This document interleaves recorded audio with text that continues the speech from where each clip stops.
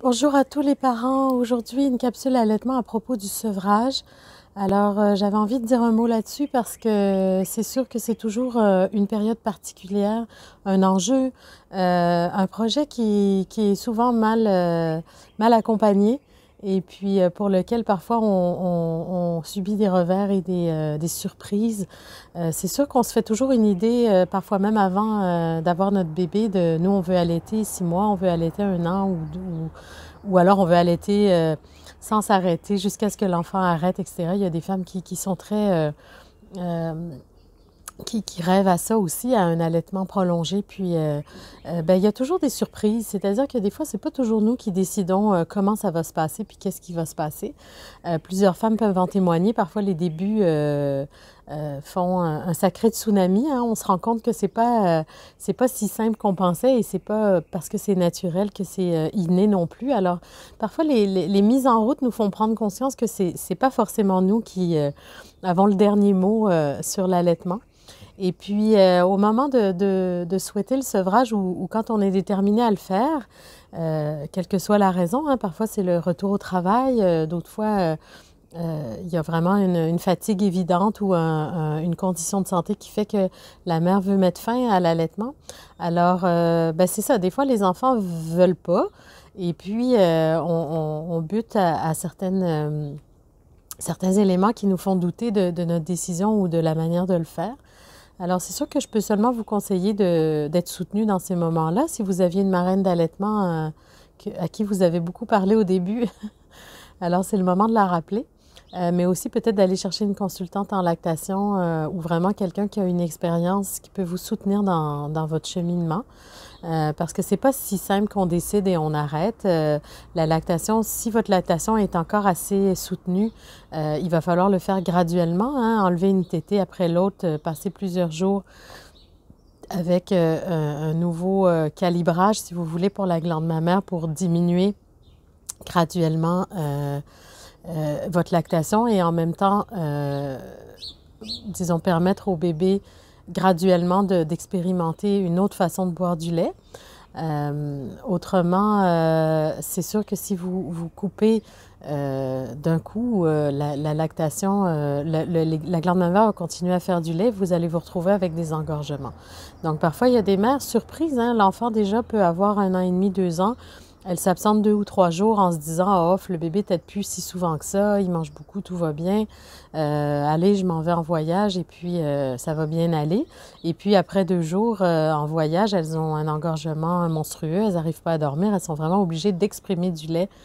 Dans ce cas-là, ne pas trop exprimer pour ne pas stimuler encore plus la glande mammaire, mais peut-être le faire quand même pour le confort. Pour que vous vous sentiez bien, parce qu'évidemment, un engorgement peut vous amener vers une mastite et c'est vraiment la dernière chose qu'on souhaite. Quand on n'a pas notre bébé en plus à côté de nous pour nous aider à désengorger, c'est quand même une situation un peu moche.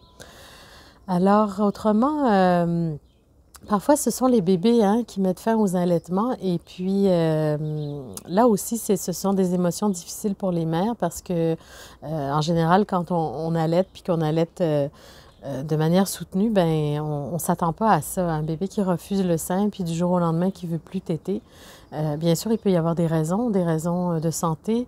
Il peut y avoir aussi une baisse de lactation. Euh, Quelle que soit la raison, vous avez un retour de couche, vous recommencez une contraception ou peut-être surprise, vous êtes enceinte. Tout ça, ça peut occasionner des baisses de production. Et puis, un bébé qui va au sein et qui ne trouve pas de lait, ben, il se désintéresse du sein. En quelques jours, ça peut être vraiment assez rapide et assez spectaculaire, la façon dont le bébé refuse vraiment totalement le sein.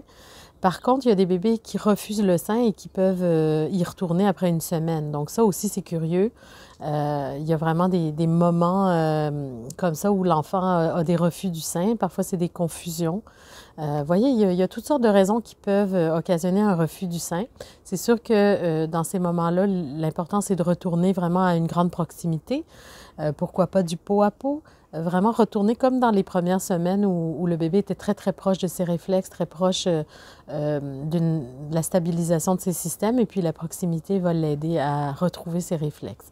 Donc, c'est vrai, même à 1 an et demi ou au moment où le bébé se désintéresse du sein ou le refuse, à ce moment-là, vous pouvez quand même faire des essais de lui offrir, sans le forcer, mais puis aussi de lui offrir une proximité, donc lune de miel dans le lit, peau à peau, des choses comme ça. Souvent, ça peut revenir, mais il faut de la patience. Il y a des bébés, des fois, qui refusent le sein pendant 3 ou 4 jours. C'est assez impressionnant pour les parents. Et puis, ça ne veut pas forcément dire que c'est un sevrage, mais c'est sûr que des fois, ça débouche sur le sevrage. Surtout selon l'âge, ça peut précipiter un peu la décision de la mère de dire « Ah, ben ça fait 2 jours qu'il refuse le sein, je pense que c'est la fin de l'aventure. » Et puis, finalement, de ne pas forcément faire des choses pour que le bébé retrouve l'envie de téter. Et puis, de son côté, faire en sorte que ce soit la fin. Donc, parfois, on passe à autre chose, puis c'est très bien comme ça. La vie peut décider, nous aider à décider la fin de l'aventure, mais parfois, c'est pas facile à accepter.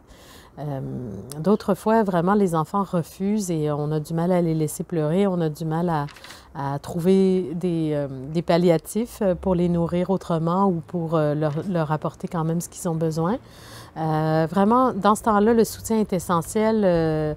Sur une base personnelle, moi, je vous dirais que sans mon mari, j'aurais jamais pu faire le sevrage de mes 2 derniers enfants.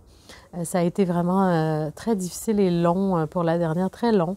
On s'y est repris à plusieurs fois. Elle a eu la bonne idée de tomber malade aussi, donc j'ai pas eu le cœur d'imposer un sevrage, mais elle avait déjà presque 3 ans. Alors, vous voyez, c'est pas forcément facile parce qu'à cet âge-là, un enfant négocie, comprend ce qu'on leur dit, puis quand il veut pas, il veut pas. Donc, ça peut vraiment être un projet de longue haleine et pas une décision qui se met en place du jour au lendemain.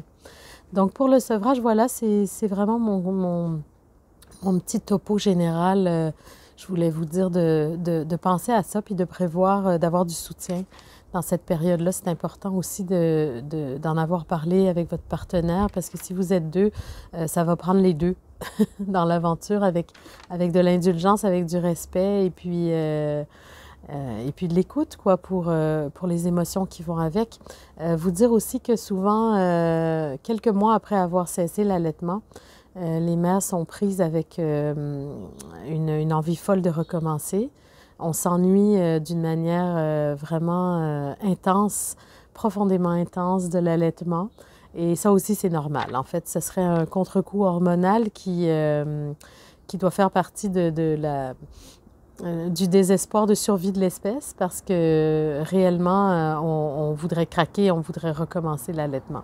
Alors, c'est curieux, il y a des femmes pour qui ça arrive même plus tard, 1 an plus tard. Mais c'est très normal et très fréquent. N'oubliez pas, trouvez-vous des routines avec l'enfant pour transposer finalement émotivement ce qui se passait dans l'allaitement de d'autres façons à votre enfant. Certains gestes, certaines routines, les chansons, les câlins, toutes sortes de choses dans la proximité qui peuvent vous aider. Donc voilà, je vous souhaite bon courage avec les sevrages et n'hésitez pas à me contacter si vous avez besoin de soutien. Et je vous souhaite des beaux allaitements avant les beaux sevrages et n'oubliez pas de vous abonner à ma chaîne et de lever le pouce. À bientôt pour une autre capsule.